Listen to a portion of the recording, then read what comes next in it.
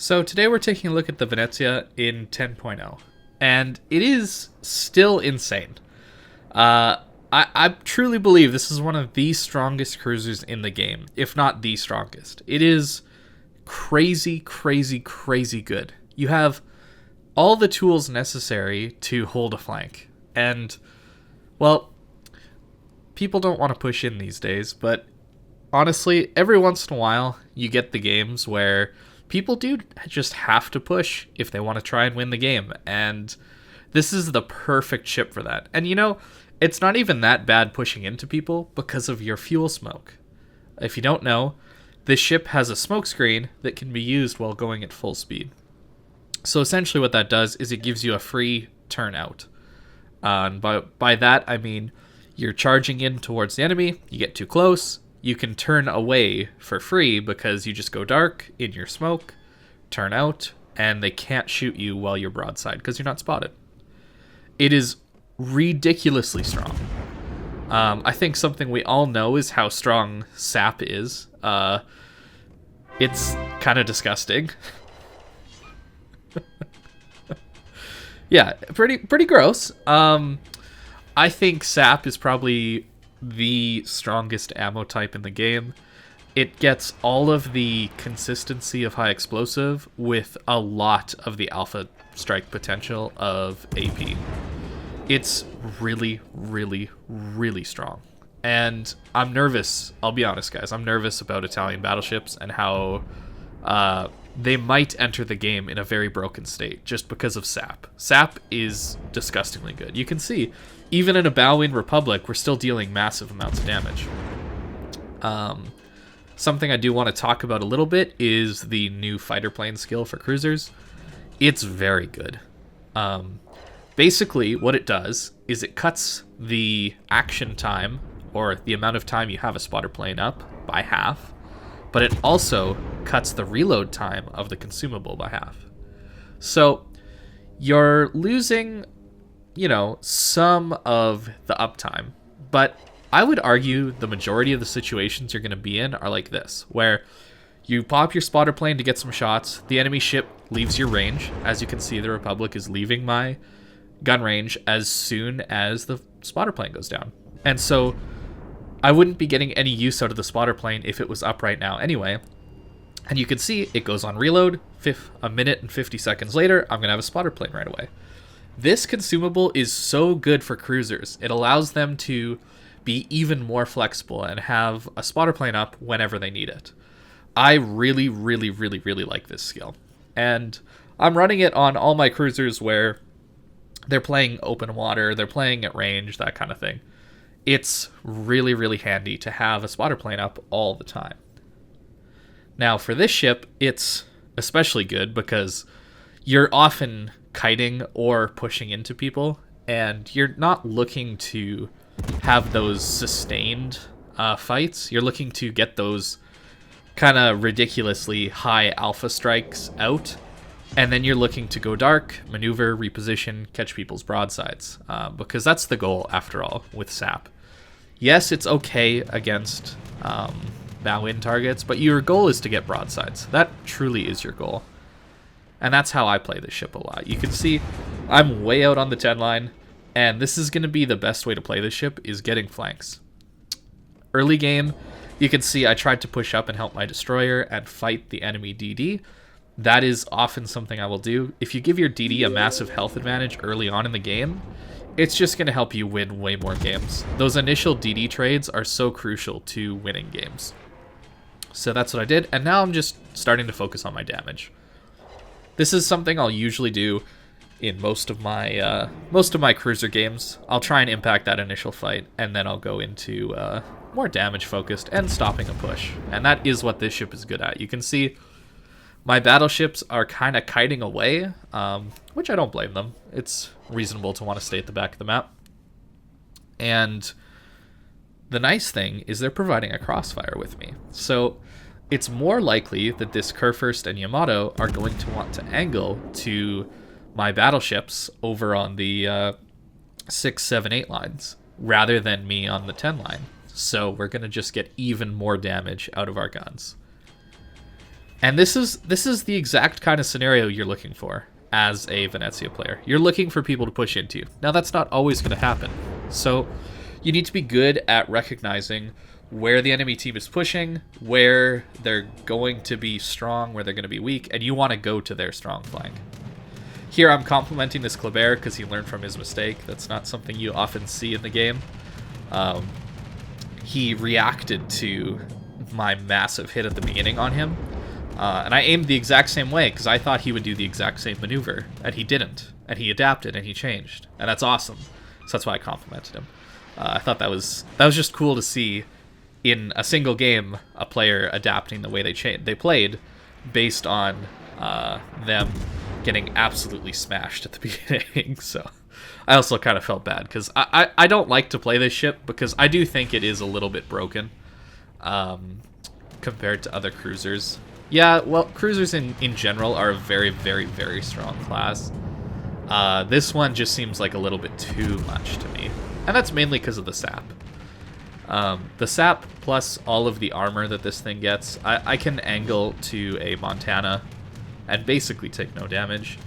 And if the ship does overmatch me, which this ship only has 30 millimeters of armor, so Republic and Yamato are both overmatching me, you have the maneuverability to dodge shells. Look at how badly that guy missed me. It's because this ship has a very, very strong rudder shift and a very tight turning radius. So those in combination make you incredibly hard to hit when you're maneuvering. It has okay acceleration, not amazing. So you do want to be on the move, because you can get hit like that by Republic, that kind of thing. It's not too uncommon to get hit like that. So really, you want to dodge using your rudder, and less, you want to use your speed to dodge less. Your goal is to wiggle and dodge shells. And you can see just how crazy maneuverable this ship is. And I'm not even using the rudder module at all. And you could definitely use that and be even harder to hit at these long ranges. You can see I am using Sansonetti here.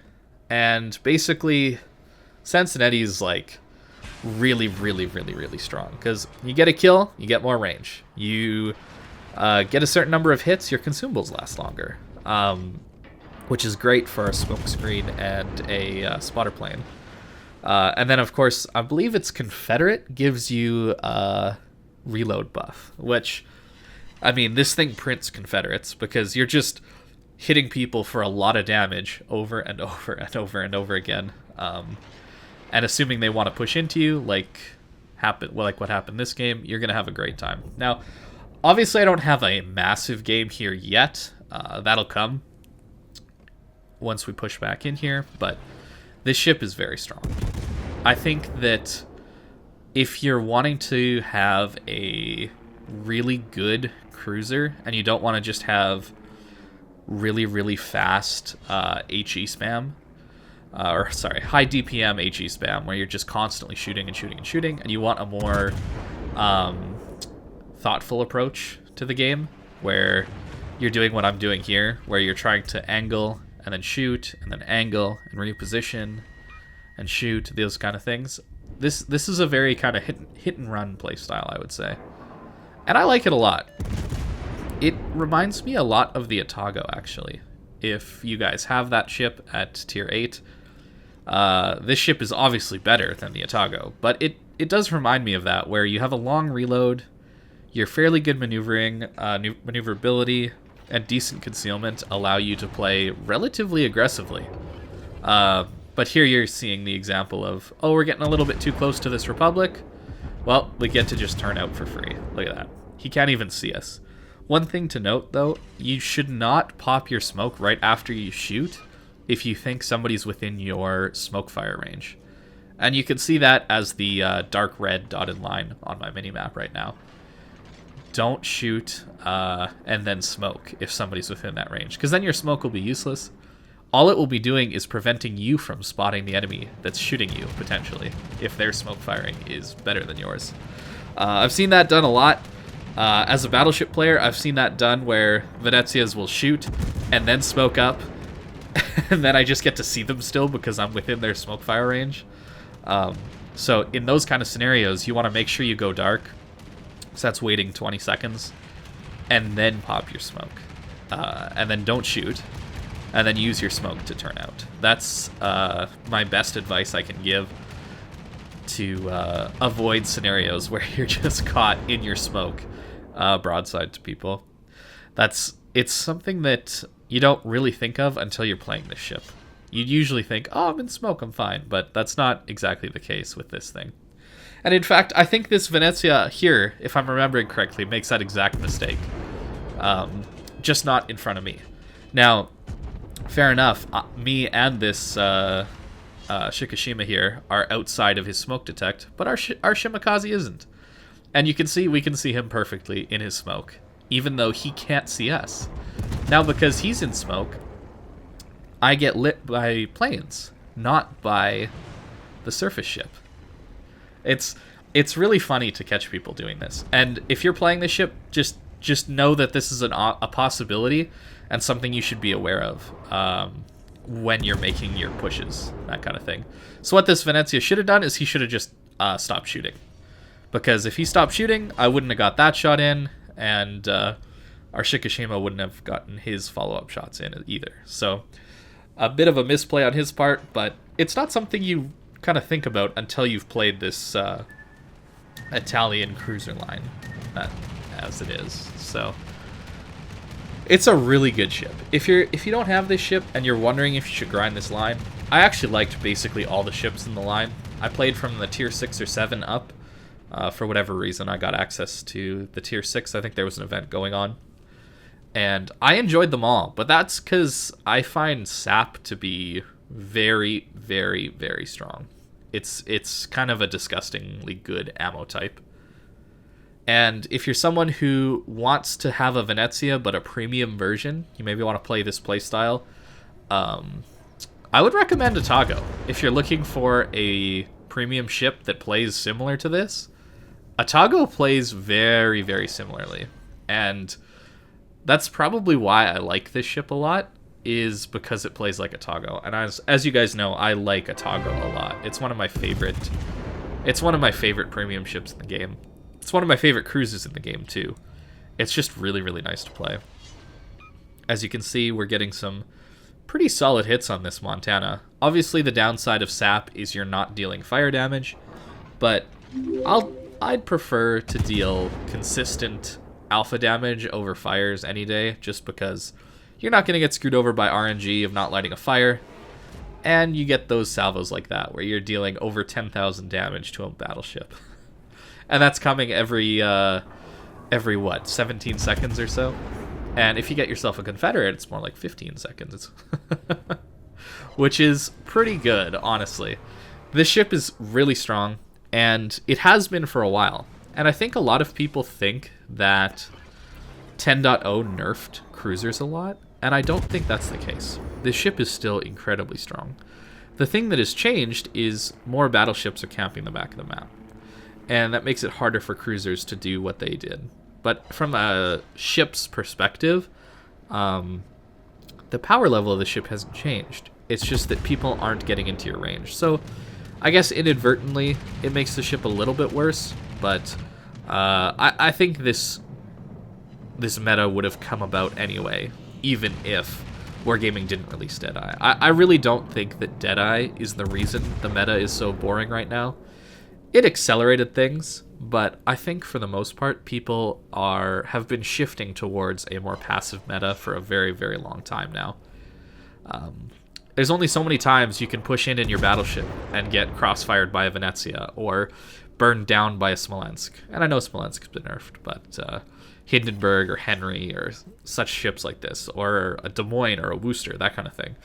There's only so many times you can push in and get burned down like that without deciding to change and be like that Kleber in this game so far, where he adapted to the incoming damage and the threat and what was killing him. He changed up his playstyle, not just doing a very predictable turn out, he turned in and slowed down.